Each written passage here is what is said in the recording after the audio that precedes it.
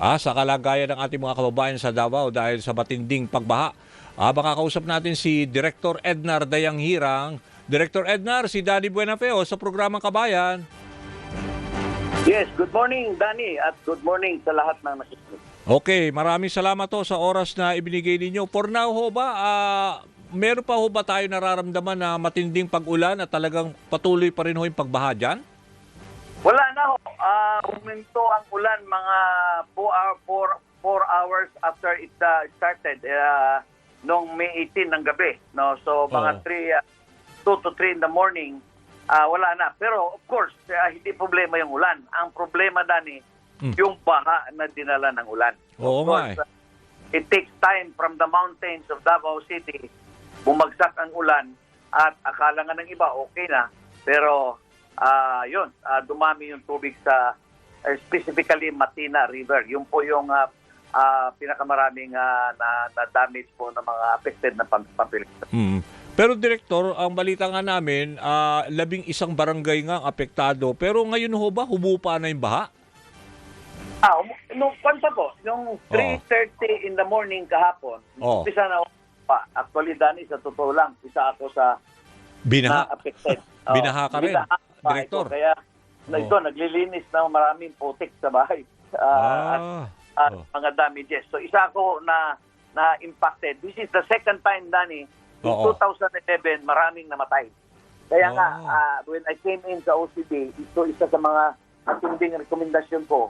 5 barangay kasi ito napakahaba, siguro mga 8 kilometer river ito na highly urbanized, Dani. So, nakiusap tayo dito na yung flood control nga. No? Yun na yung sana ang natin. Pero mayroon namang binigay, pero kulang nga. So, kailangan dagdagan. So, ibig sabihin, sa palagay ninyo, it has something to do with the, hindi naging epektibo ang flood control dyan, kaya nagdulot ng matinding baha? Based on your experience dyan? Hindi naman, siguro tama ka rin, hindi epektibo kasi kulang. Okay. No? Dapat kasi mga 8 kilometers ito 6 to 8 kilometers. So, iilan lang yan na ilagay dyan. Kabisado ko itong river na ito, dyan din ako lumaki sa isang barangay dyan. Pag bumaha yan, talagang malaki. Noong araw, pukunti pang tao. Ngayon, highly urbanized na ito itong mga barangays affected, napakaraming tao. Ngayon nga, piniplay namin tong video, grabe, at saka ang taas nung ang taas, yung mga ibang kotse, hindi makadaan, may mga tumirik no? At so ang magandang balita, sabi nyo, humupa na. So ngayon wala na tayong baha sa ngayon. Naglilinis na lang ng mga putik, ganun. Wala nang baha, hindi sa naglilinis. 'Yun ang pinakamahirap. Pero pag-aayos ng ating bahay. Ito nga, of course, we will just have to contend with it. Pero of course, I continue my advocacy na talagang tuloy-tuloy sana yung flood control project sa Matina River. So, binigyan naman pero kulang. So, kailangan dagdagan.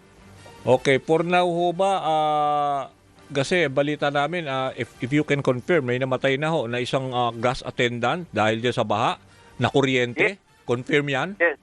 Barangay Buhangin po. Barangay Buhangin. So, isa namatay ang report sa inyo? Yes, talagang official report to yan. Hindi pa lang binibigay yung identity, but official report. Okay. Ngayon ho ba, balik na ho ba yung, let's say, nagkaroon ba ng power outage nung nangyari yung mga pagbabaha? Correct. Power outage, Dani, kagabi, itong barangay ko kasi, Barangay Matina Crossing, kagabi, okay na resume na mga power, Dani.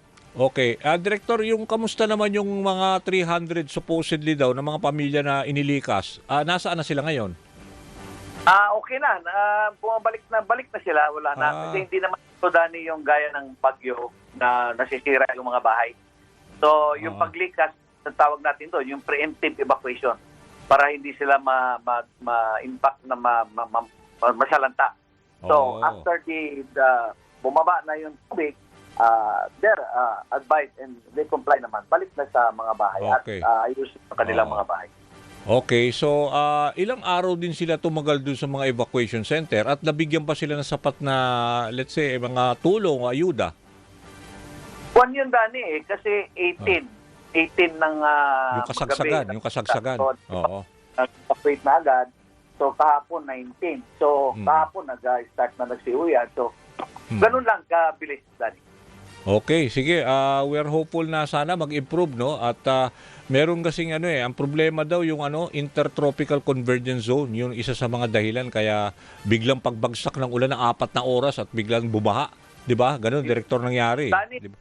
hindi lang intertropical convergence zone, sinabayan ito ng easterlies at napakarami. Alam mo naman yung easterlies, mainit na dagat yun. Yung evaporation, napakarami. Yes. At as per record ng Pag-asa, 80% of the monthly rain dito sa City of Davao bumagsak in 4 hours.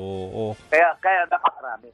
And ang kinakatakutan ko ngayon, Danny, kaya kailangan mag-uusap ulit kami ng LGU, pati other partners, yung sinabi kagabi ng Pag-asa, na yung habagat, yung southwest na monsoon, no? Yung habagat, iko-combine ng amihan, napakaraming tubig yan at sinasabayan pa daw ng bagyo yan. So yun ang ating parang anticipatory planning tayo ngayon. It is more than what you are experiencing. So, ibig sabihin, hindi pwede maging kampante ngayon, ha? Ibig sabihin, nakabantay pa rin tayo, di ba? Sa posibleng for ganyan. Example, sa akin, example lang. Kailangan maglalagay ako ng sandbag para yung tubig from the road hindi papasok sa compound ko. Okay. Sige ho. Sandbagging. Ganun, yung anticipatory action, yun ang kailangan ng kababayan natin. Kaya yan i-push ko, anticipatory action ng mga communities that will be affected by these rivers. Sige po. Nako, pagdasal natin na sana wag na mangyari yung mga ina-anticipate na ganyan at humupa na yung talagang yung kahit na yung baha. Buti nga humupa na no. Pero maraming salamat ho Direktor sa oras. Salamat. Okay, yan ho ang Regional Director ng Office of Civil Defense dyan sa Region 11. Yan ho ang Davao Region. Walang iba kundi si Ednar Dayang Hirang.